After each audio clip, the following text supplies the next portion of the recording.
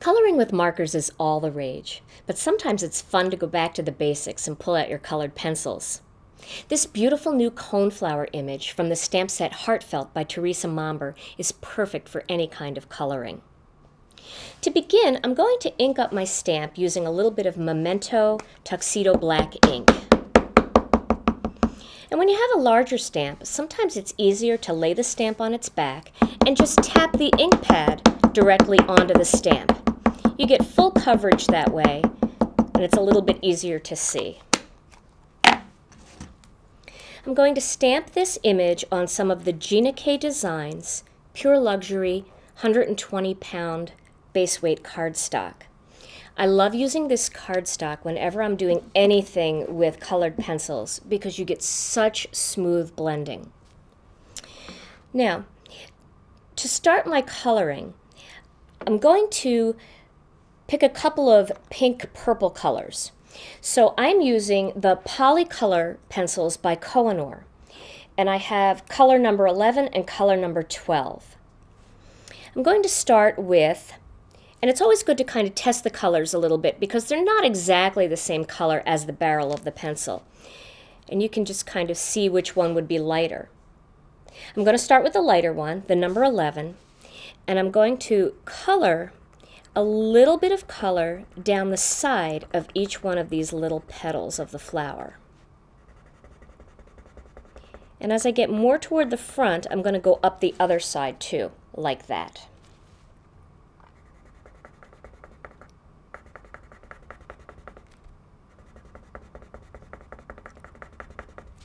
And this is going to create my inside shading and give me a nice lighter pink on the inside.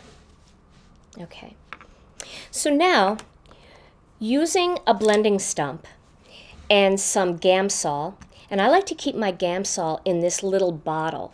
This little bottle is a little pump, it has a pump on top.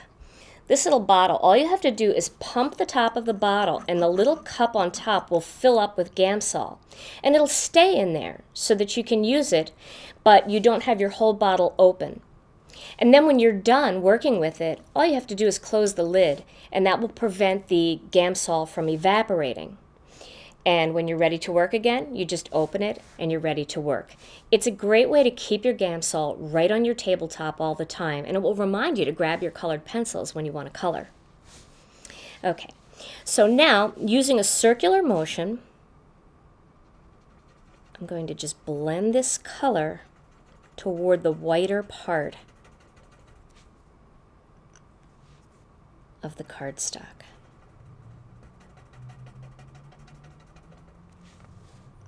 You can see I'm still leaving some white space, but it's blending really nicely.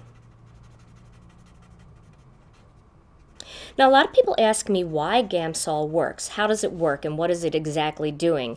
And they also ask, can I use this with watercolor pencils? And the answer is, the reason Gamsol works, what it does is as you lay down color, you're laying down waxy color because regular colored pencils are made with wax and pigment. And the Gamsol breaks down the wax and allows you to spread that wax and pigment around. So you don't want to use a watercolor pencil. You want to use a wax-based pencil like Kohinoor, some of the Faber-Castell pencils, or Prismacolor pencils, but not the watercolor ones. Now I'm going to add that brighter color on top to give a little bit more depth to this flower.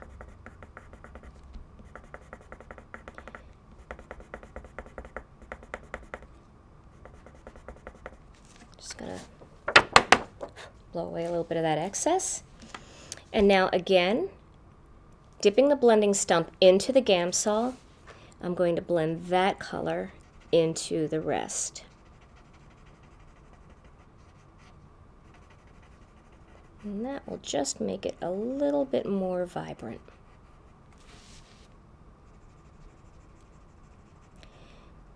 And whenever you think that you need to re-wet the blending stump, you can do it. And that will just move the color around a little bit more. And you can continue to play with the pigment, because every time you hit it again with the Gamsol, it'll melt the wax again and it'll move stuff around.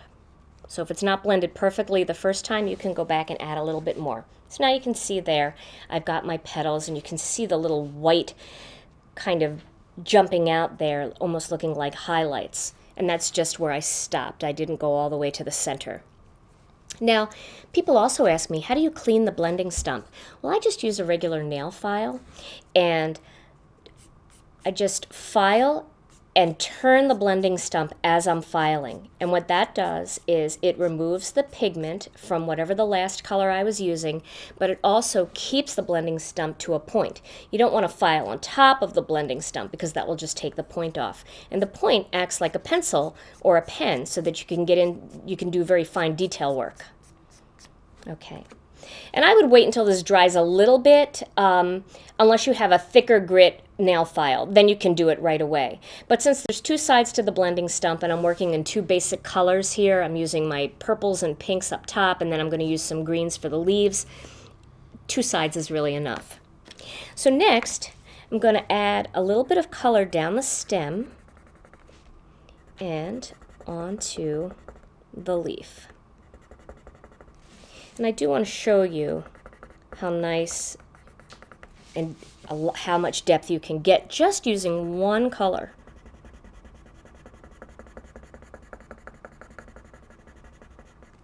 Okay. Now, using the other side of the blending stump, I'm just going to wet that. And you want to wet it for a second, allow some of that Gamsol to absorb into the paper stump. And then again, using a circular motion, bring that color from the edge toward the center. And then for this one, I'm just going to work it to the other side. And my last one here that I'm going to show you today, I'm going to do the same thing, working that color toward the center. And keep working in a circular motion until I get just to the center. And then I'm going to leave that little bit of white in there as a highlight.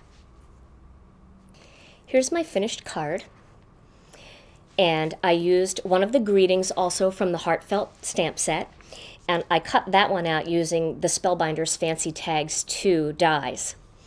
Isn't that just such a pretty card? It just jumps right out at you.